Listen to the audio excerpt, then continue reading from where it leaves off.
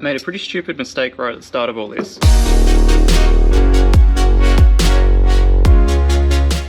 Today, we're going to be trying to put a new fuel pump in the Skyline.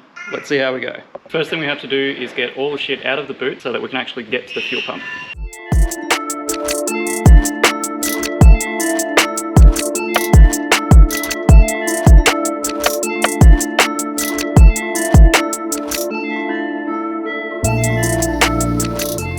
Should be good to go. Now we've got the shit out of the boot, or at least mostly out of the way, can actually get to the fuel pump, which is under this plate.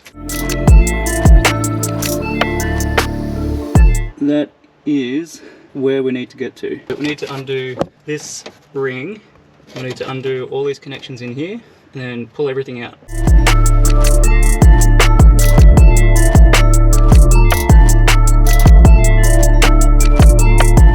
So with all three of these hoses disconnected, now it's time to undo this very dirty black ring. This is a lot harder than it looks. I resorted to using this piece of wood by wedging it in there against one of those splines, hitting it with a hammer to try and get it undone, because it's just too hard to get undone by hand and nothing else will fit in there. Finally got it loose. So let's try and get this. Success. Okay, so now we pull all of this out. Wow, look at that. Managed to get the fuel pump out. So now we can start unplugging all this stuff and then swapping it out for the new one. A bit dark outside and it's not very well lit in the shed, so we're going to continue this tomorrow. Well, it's tomorrow now, and I managed to go and buy myself some lights so that we can continue doing this. Our job for right now is to put the new fuel pump where the old one is at the moment. So we've got to disconnect all this stuff, take these covers off, and then reconnect everything.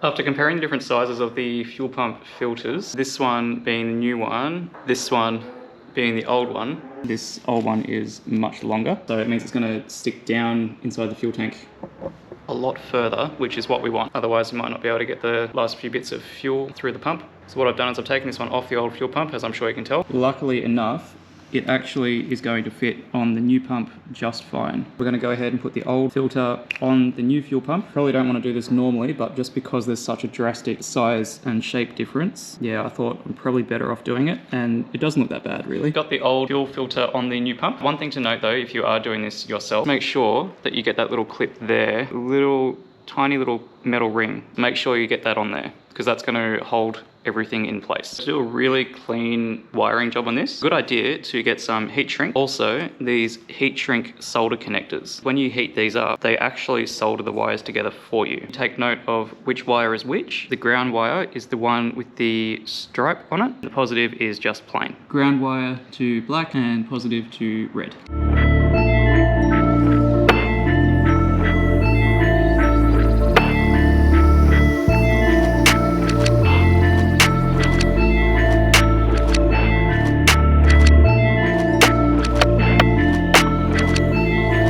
That is a job well done. So let's get the fuel pump reconnected to the bracket, and then we can plug the wires back in and then back to the fuel tank.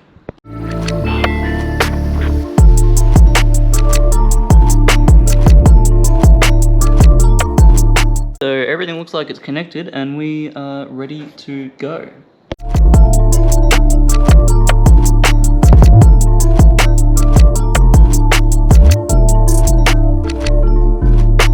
Made a pretty stupid mistake right at the start of all this. I did not mark which one of these hoses connects to which one of these. What we're going to do is we're going to connect everything back up. We're just going to guess which one's which. When it comes time to actually try and get the car running again, yeah, if we're not getting any fuel, well, we know why. So we'll have to come back and just swap them back over again.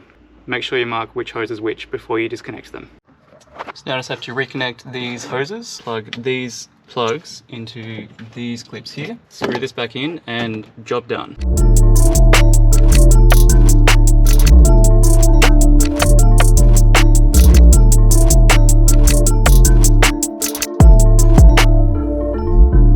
I'm just going to leave the back of the car like this for now. So we got this done up. We only had one screw in those two corners there, so I'll have to get some more to out those two corners, and we need to replace the battery too. I'm not going to bother putting everything else back in, so that'll be it for the fuel pump install. If you want to see what happens with the rest of the R33 Skyline project, make sure you subscribe so you don't miss out on the next videos.